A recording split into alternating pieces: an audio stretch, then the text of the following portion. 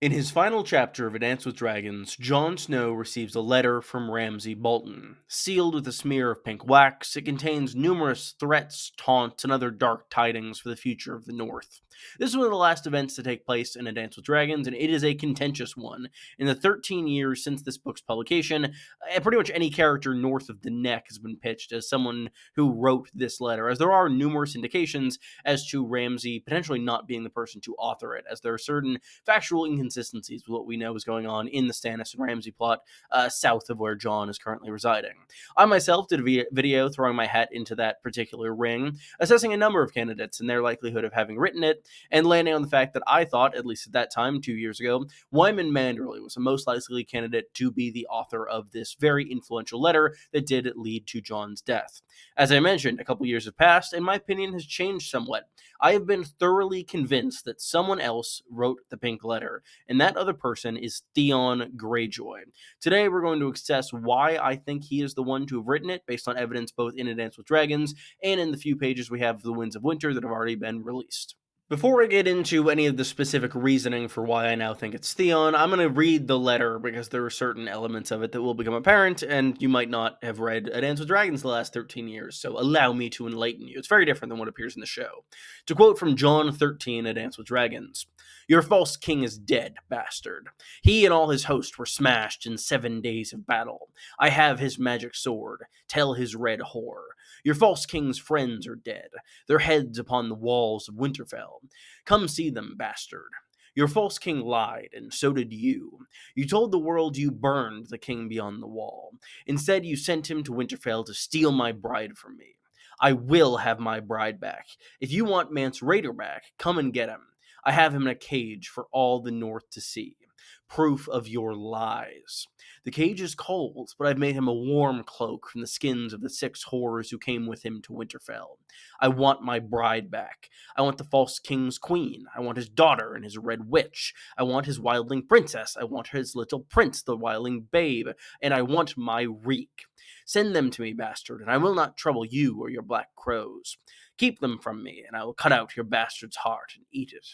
Ramsay Bolton, true-born Lord of Winterfell."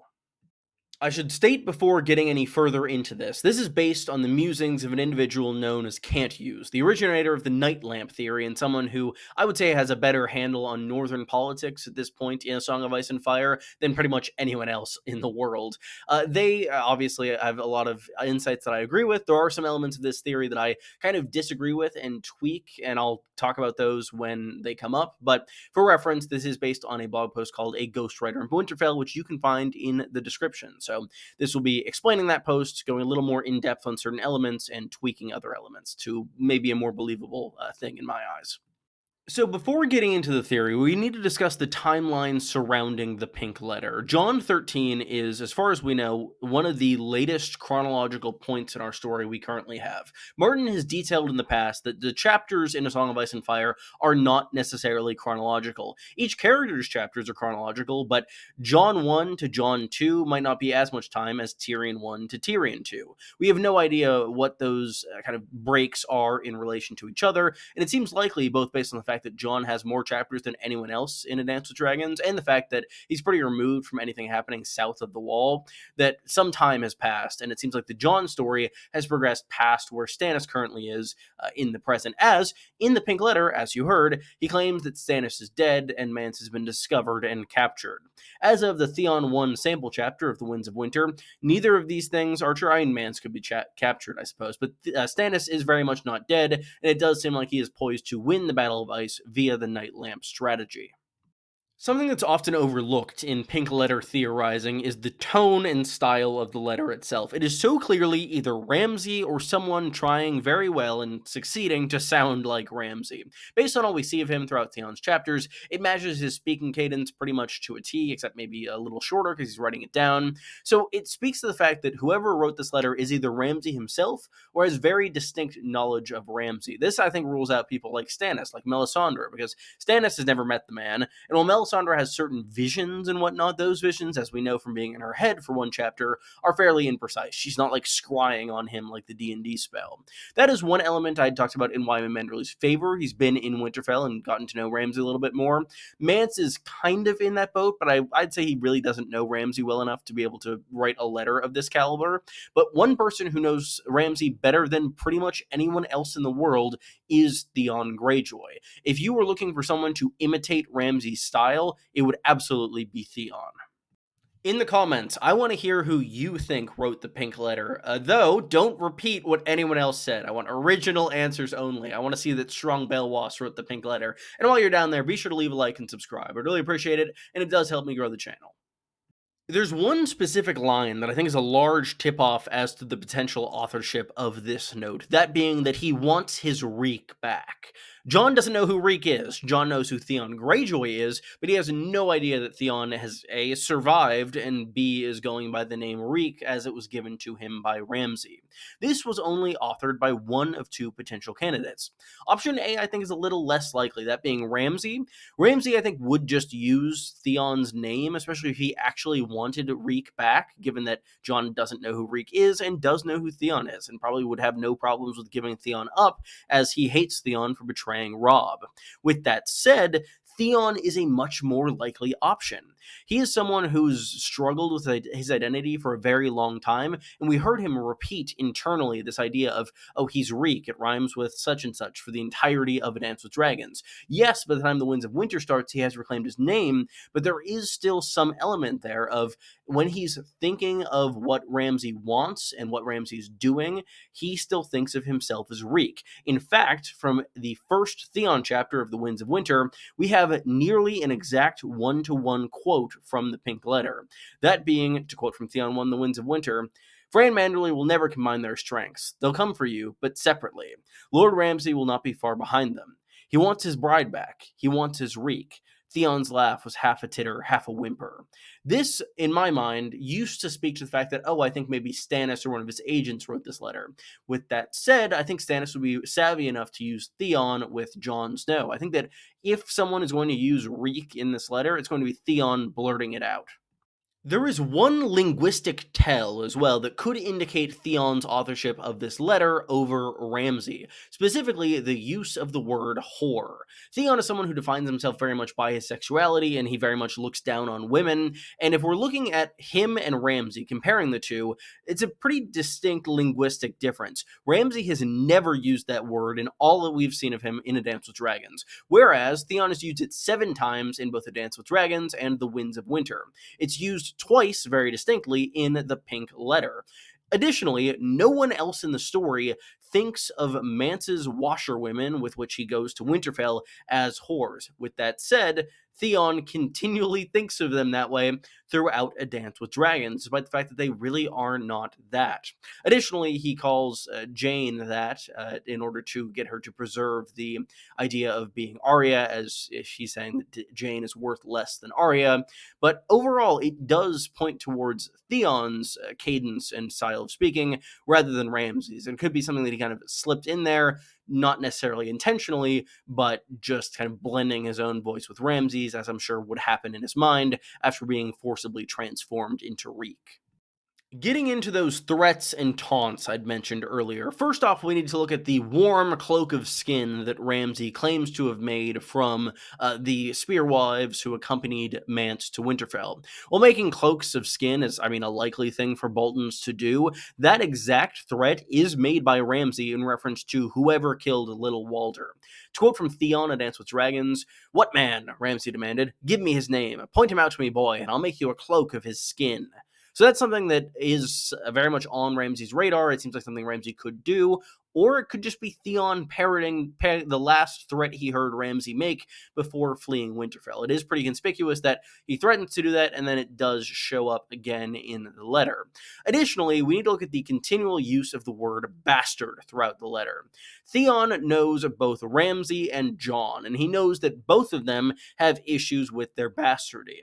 Ramsay's are a lot more kind of open on the surface and just fits of rage-y, but he's trying to taunt Jon into action here. I think he's trying to equivalate Jon and Ramsay in his head and provoke a response out of both of them, either of them, and just use whatever he has and get whatever rise out of Jon he can.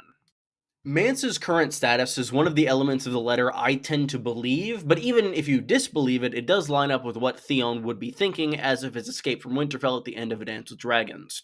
The last time he saw Mance and the Spearwives, their rescue plot was going pretty wrong, and it was pretty obvious that they were about to be discovered, maybe captured, maybe killed. So the fact that he does say that Mance has been captured and is held in a cage for all the North to see does track with that perspective. Additionally, I think it could speak to Winterfell as an entity in Theon's mind. Winterfell is a prison to Theon. He's never been there willingly other than when he took the castle himself. He was a prisoner of the Starks for over a decade, and then later on he's a prisoner of Ramsay as Reek in the castle. This could speak to kind of being a cage, not only if Mance is even free, he could still consider Winterfell in itself a cage, but additionally it could just be that Mance has been captured in Theon's mind. I wholeheartedly believe the reasons that Can't Use is laid out in order to explain why Theon would write the letter. However, where I begin to diverge from their perspective is the how of exactly it happened. So I'll go through their perspective first and then give my own thoughts. So their thinking is that Theon is dictating this to the Maester of the Dreadfort. That Maester was discovered by Stannis in the Theon 1 sample chapter of The Winds of Winter, which does seem to be where many of the roots of the pink letter lie, the I want my bride back, I want my reek, notably. And it seems like the thought is that Ramsay is going to remain in Winterfell, potentially be defeated by Stannis. But while that's happening, Stannis is going to send Theon and this Maester to the Dreadfort, both to draw Roose and his forces out towards it to be able to attack them in the field, and to send this letter to Jon. Theon would dictate this letter to the Maester of the Dreadfort, which would negate the issue of his hands not being able to write, given that he has lost several fingers in the book. With that said, I feel like that could be a little complicated for events that have already happened by the end of the Jon story in A Dance with Dragons. Specifically, Theon would have to go for quite a while in order to get to the Dreadfort, and I'm not sure if he's even healthy enough to travel that far without any necessary provisions or not really being able to take shelter from the elements, which are very bad. It's a blizzard at present. Rather, I think that Theon might have written this himself at some point. The pink wax is interesting. We know that the Maester that Stannis is using is the Dreadfort Maester, so it does seem likely that if he has any wax on him, that wax in and of itself could be pink. And additionally, I think that the spiky hand it is written in could be more reflective of a very messy Theon than a Maester. I don't think a Maester would really be able to mimic handwriting quite well. I think that Theon, while he is missing fingers, would likely still be able to write. He thinks several times in Dance with Dragons that he would still be able to use a sword, which I think would be more strenuous on the hands than writing would be. With that said, the writing would definitely be more difficult and likely messier, and that could explain the messy nature of this letter. The other element that I tend to add on to this theory is that I'm not sure if Theon knows that Theon wrote this letter. This could both help preserve the surprise and mystery for us, the viewer, and additionally, I think it ties into another element of Theon's character that is touched on in A Dance with Dragons.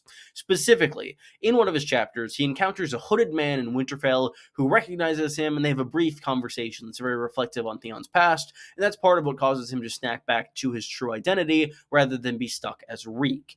This individual is someone who many people theorize as their true identity, but I fall into the camp of people that think that that's just Theon. It's a figment of his imagination, who is essentially telling himself these things. No one else sees or interacts with this person. So it could be Theon kind of disassociating from his identity, both as Reek and as Theon, and being this hooded man. We see his identity change throughout A Dance with Dragons, and having this element kind of shoot off from himself does very much make sense to me, and I could see that being how he wrote the letter. Theon does clearly have the motive to do so, and potentially the means, but what about the opportunity? Theon is currently chained as a prisoner in Stannis' tower in the Crofters' village, where he's waiting to fight the Boltons. He'll supposedly be executed before a weirwood soon, but it is worth noting that Theon, while he is chained to the wall here, is in the presence of both ravens and all of the Maester supplies to write a letter. If he has at any point granted freedom to use the restroom or do something similar, he could be able to write something down. down. Additionally, if there are quills and not ink, I could see him using his own blood, as this appears to be maybe written in blood, maybe not. So Theon has maybe an opportunity to write it as well, or he could have written it either before or after his imprisonment. I tend to think it is after Theon won the Winds of Winter, as he does have that Reek and Bride moment in there. But overall, I do think that Theon is the individual who wrote the pink letter. By what means is unclear. He could have written it by his own shaky, spiky hand. He could have dictated it to a maester at the Dreadfort. He could have dictated it to the maester of the Redfort. There are numerous options, but I think that Theon is the best candidate as to the individual who is the true author of the pink letter.